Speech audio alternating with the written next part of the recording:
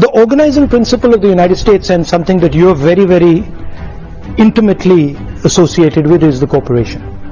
Your lives will all be about corporation, or most of them will be about corporations and, you know, sales and marketing and elements of a corporation.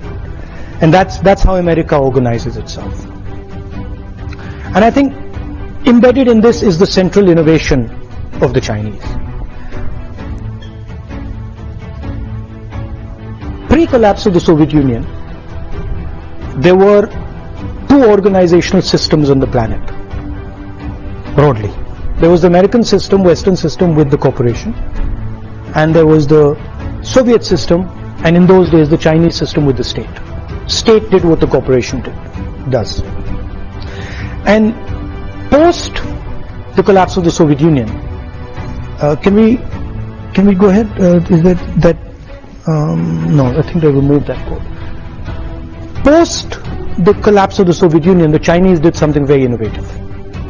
And if you've heard the quote, you might have heard a quote by Deng Xiaoping saying that it doesn't matter the color of the cat as long as it can catch the mouse. You heard that quote?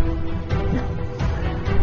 So I think what he was saying in that quote was that actually we will organize ourselves using the corporation, just like the West, right? But we will do one further thing. Inside the corporation, we will embed the Communist Party. So it's a hybrid. It is exactly like the United States as far as the corporation is concerned, and then it's got a magic trick in it, which is that inside the corporation is what they call the instrument of the people, what we call the Communist Party of China, right? And this does something fundamental.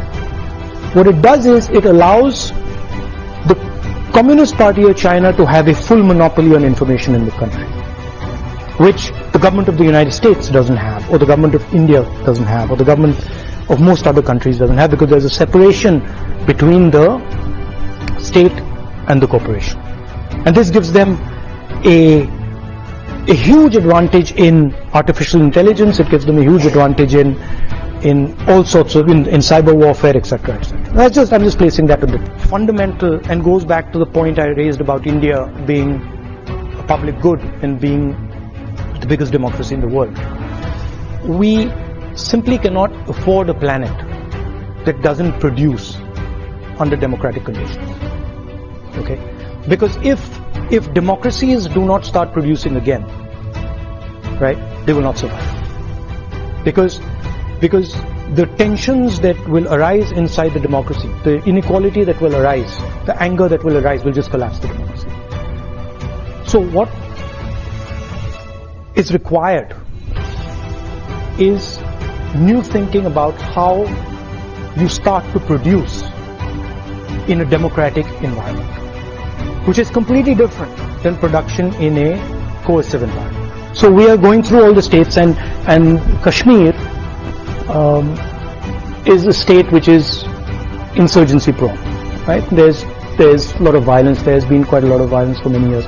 In fact, that picture there is me putting flowers on the spot where almost 40 soldiers were killed by a car bomb some years back. दो देशों के मुखिया इतना आत्मीयता, इतनी निकटता, इतना भाईचारा, ये अपने आप में +1, और ये +1 समझने के लिए कईयों को भी समय लगेगा। उन्होंने कहा कि भाई मुझे तुम्हारे गांव जाना है, फोन पे कहा पहले ही दिन। मैंने मेरे गांव जाना है आपको? तुमको प्रोनाउंसिएशन मालूम था? बोले वडनगर जाना है। बोले मालूम है वडनगर मुझे क्यों जाना है? मैंने कहा मुझे मालूम है। बोले ह्यूएन त्सांग, जो चीनी फिलोसोफर 800-1000 साल पहले आया था, बोले वो तुम्हारे गांव में जाके रहा और जब भारत से लौटा तो मेरे गांव में आके रहा। हम लोगों का बड़ा दाता है। शायद 1962 के बाद चीन के किसी नेता का इतना बड़ा स्वागत उस दिन हुआ। मैं चीन के साथ मिलकर के मेरे गुजरात में स्पोर्ट्स को और डेवलप करने के लिए काम करना चाहता हूं। मुझे चीन की मदद चाहिए। look, they are the bigger economy. I mean, what am I going to do? As a smaller economy, I'm going to go pick a fight with a bigger economy. China की इकोनॉमी हिंदुस्तान की economy से बड़ी है, तो हम उनसे कैसे लड़ सकते हैं?